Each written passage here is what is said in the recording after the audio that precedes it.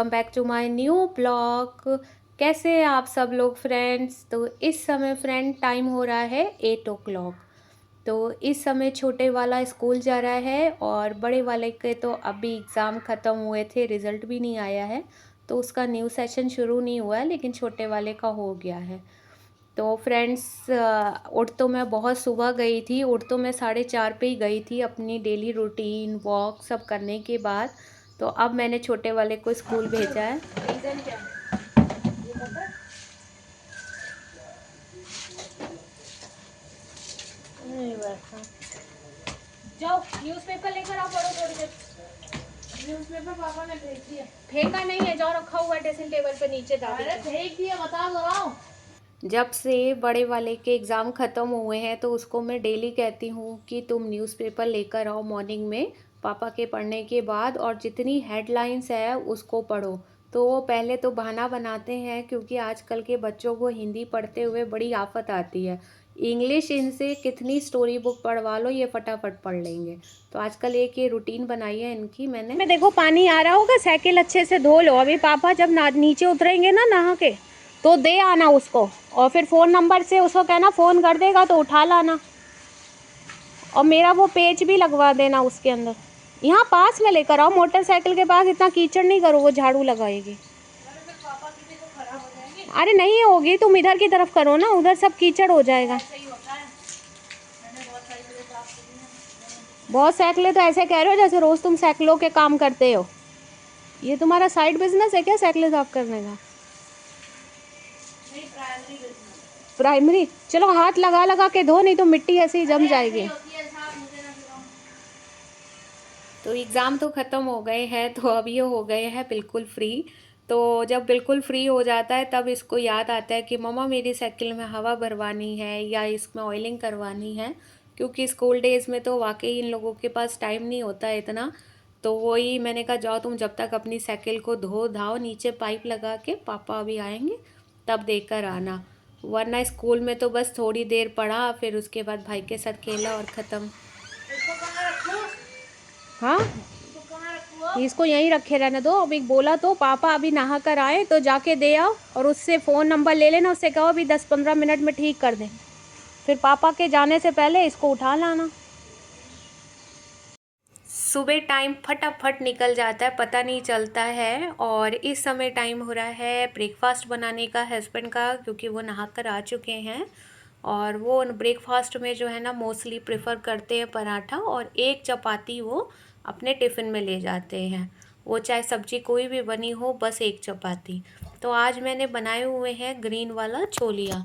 तो आपने देखा होगा कि ये ग्रीन छोलिया ना इधर मार्च में ही आता है, और हमको तो यहाँ पे छिला हुआ मिल जाता है, तो हमें तो सिर्फ धो के बनाना होता है। मुझे याद है कि जब हम छोटे होते थे ना तो हमारी दादी इसकी पूरी पूरी डंडियाँ आती थी, जो होलिका में भी हम लोग यूज़ करते हैं ना, तो वो पूरा छीलती थी। एक एक मटर के तरीके से छोटे छोटे इसके होते थे, तो वो छीला करती थी बैठ के। लेकिन हमको आराम है कि यहाँ छिले हुए रोड साइड पे लेडियाँ लेके ना, लेडीज़ काफ़ी लेके बैठी होती हैं, तो वो दे देती हैं। थोड़ा बहुत महंगे देती हैं लेकिन वो छील छाल के रखती हैं। या वेजिटेबल्स वालों के पास भी कई बार मिल जाते हैं, लेकिन छिले कम मिलते हैं। तो ये मैं उनका पराठा बना रही हूँ। और रात की ना बची हुई सब्ज़ी थी, कटहर बनाया था मैंने रात में। तो हस्बैंड कहने लगे मुझे कटहर दे दो यहाँ पे, क्योंकि इन्हें कटहर बहुत पसंद है। और कटहर खाने वाले ना ये और मैं ही हूँ। बच्चे तो बिल्कुल नहीं खाते, उन्हें नहीं समझ में आता।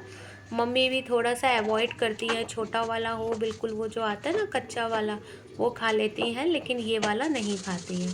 तो मैं हस्बैंड का टिफ़िन पैक कर रही हूँ, तो उनके टिफ़िन में रायता जाता है बूंदी का, तो मैं बूंदी का रायता बना रही हूँ फटाफट इंस्टेंट वाला ऐसे ही, क्योंकि टिफ़िन तक जो है ना जब तक वो खाएंगे तो ये अपने आप बूंदी फूल जाती है। तो बाकी अब मैं अपना और बेटे के लिए जो है यहाँ पे बेसन, आटा और जो हमारा प्याज है उसका ना पराठा बना रही हूँ, बेसन प्याज का। और थोड़ा सा मैंने इसमें बेसिक मसाले डाल दिए। मिर्च तो हरी मिर्च नहीं डाली है क्योंकि उसको मिर्च लगती है, तो कहता है मम्मा हरी मिर्च मत डाला करो इसमें। तो ये मैं अपने और बेटे के लिए जो है आटा गूंद रही हूँ, अपने और बेटे का ब्रेकफास्ट बनाने के लिए। तो ये है बेसन प्याज का आटा। जी हाँ, चलो तुम नहाने जाओ फिर हम नहा लें। पानी खोला हूँ मैं? चलो ठीक है। अरे यार जरा सा रखती हूँ फिर शुरू हो जाते हैं उसके साथ। तो फिलहाल बेटा को तो नहाने भेजा था, मैं भी नहा चुकी हूँ। अब यहाँ पे मैं अपना और बेटे के लिए ब्रेकफास्ट बना रही हूँ। अच्छा, कई लोग बेसन प्याज का भी पराठा कहते हैं, कई लोग इसको मिस का भी बोलते हैं, तो हम तो बेसन प्याज का ही बोलते हैं। और बेटे के लिए तो मैं नॉर्मल पराठा बना रही हूँ, जैसे हम घी वी लगा के प्रॉपर पराठा बनाते हैं वैसे सेक रही हूँ मैं उसके लिए।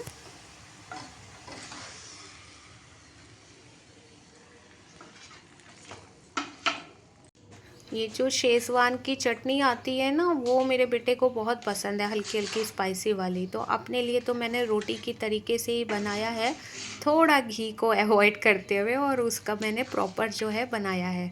तो दही है, वो शेज़वान की चटनी है जो टमाटो और लाल मिर्च वाली आती है, और इसका फ्लेवर बहुत अच्छा होता है। मुझे लगता है ये बेस्ट है, अचार की बजाय ये बेस्ट चटनी है। अच्छा, मेरा भी और कभी स्पाइसी खाने का मन करता है तो हम भी ना ये चटनी ले लेते हैं। तो यहाँ मैं और बेटा थोड़ी देर टीवी लगा के अपना ब्रेकफास्ट कर रहे हैं आराम से। आओ आओ आओ, आ जाओ,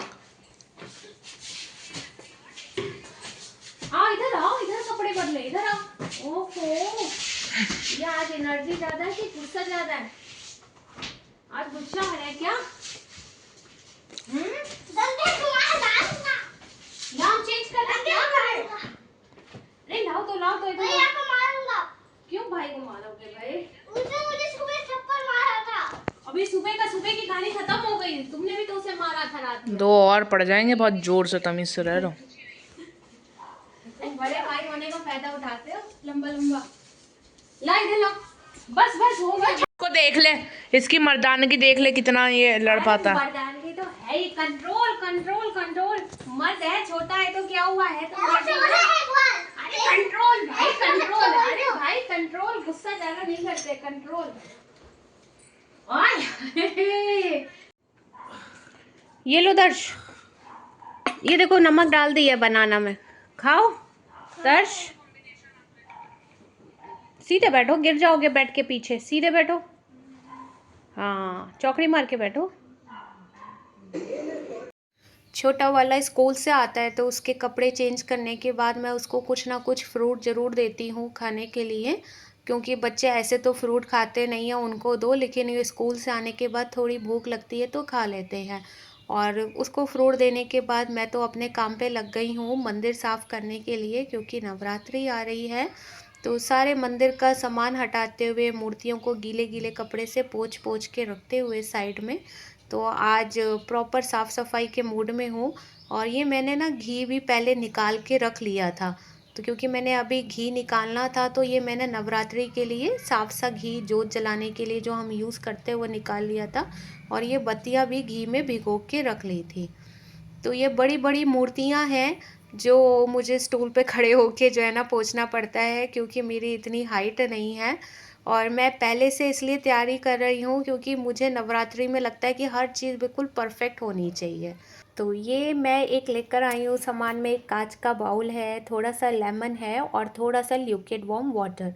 तो अब मैं बनाने जा रही हूँ एक मैजिकल वाटर। जब हम मंदिर साफ़ करते हैं तो हमारी जोत हो या हमारी कॉपर की मूर्ति होती है या लोटा होता है, तो मंदिर के साथ वो भी साफ़ करते हैं। वो एक्चुअली जल जल के काला भी हो जाता है क्योंकि उसमें जोत जलाते हैं, तो धीरे धीरे कॉपर के बर्तन की शाइन जो है वो कम हो जाती है। तो मैंने इसमें 2 स्पून नमक लिया है, 2 स्पून मैंने खाने वाला सोडा लिया है, और ये है मेरा एस्ट्रिक एसिड। तो एस्ट्रिक एसिड 2 फॉर्म में आता है, एक आपका पतला आता है बिल्कुल बारीक, और एक आता है मोटा। तो मैंने मोटा वाला एस्ट्रिक एसिड लिया है। अब मैं इसको मिक्स करके इसमें थोड़ा सा मैंने लिक्विड वार्म वाटर डाल दिया और मैं इसको अच्छे से मिक्स कर रही हूँ। अच्छा, वाटर ना धीरे धीरे डालना चाहिए, नहीं तो एकदम से ऊपर एसिड बनकर आके वो नीचे गिर भी सकता है। तो अब इसमें जो हूँ मैं अपने कॉपर वाली जो जोत हम जलाते हैं उसको डिप कर रही हूँ, जो मूर्तियाँ हैं हमारी उसको भी डिप कर रहे हैं। और ये जो लेमन का है इसका मैंने छिलका ना स्क्रब करने के लिए यूज़ करा है। लेमन जो है हमारा सिट्रिक फूड है, तो इसमें भी एस्ट्रिक एसिड होता है, तो इस वजह से मैंने लेमन को यूज़ करा है स्क्रब करने के लिए। क्योंकि जो आपकी प्लेन चीज़ होती है आप वाटर में डालेंगे तो एकदम से शाइन हो जाएगी। लेकिन ये जो हमारे डिज़ाइन होते हैं, जो बिल्कुल बारीक बारीक से डिज़ाइन कटिंग वाले बने होते हैं, जैसे आप देख रहे हैं कॉपर की मूर्तियाँ है मेरे पास काफ़ी सारी।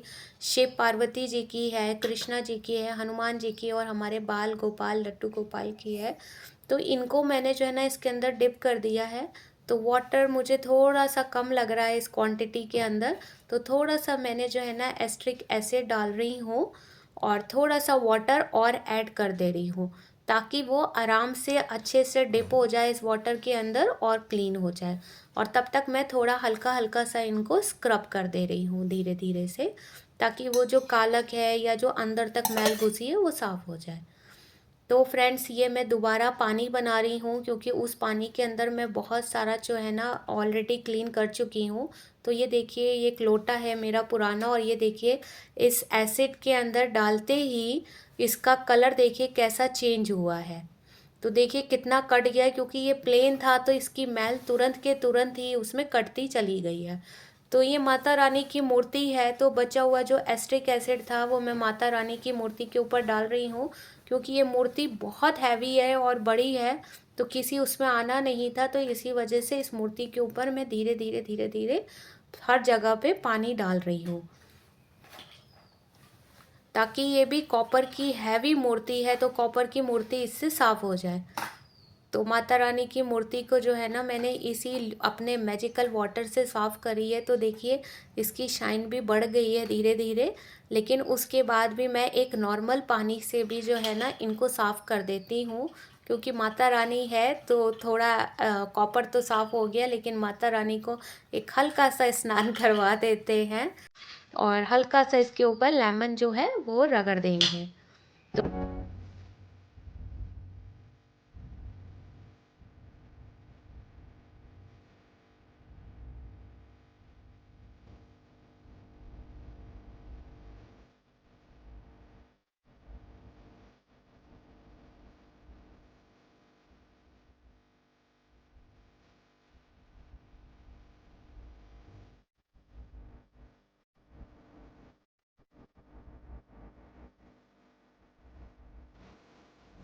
तो हमारी बर्तन और मूर्तियाँ देखिए कितने अच्छे साफ़ हो चुके हैं, जैसे बिल्कुल अभी मार्केट से लेकर आए हों। और हमारे लड्डू गोपाल तो कितने शाइन करते हुए लग रहे हैं। तो शाम को सब मंदिर को प्रॉपर सेट करने के बाद और शाम को माता रानी के आगे जोत जलाने के बाद ये आपको मैं क्लिपिंग दिखा रही हूँ कि हमारा मंदिर कितना सुंदर लग रहा है, नवरात्रि के लिए तैयार है। बस माता रानी की चुन्नी लेना रह गए हैं, वस्त्र लेने रह गए हैं, तो वो मैं मार्केट से लाऊंगी और उनके ऊपर नवरात्र के पहले दिन मैं माता रानी की चुन्नी बदलूंगी। तो ये देखिए क्या शाइन आ रही है गोल्ड की तरीके से।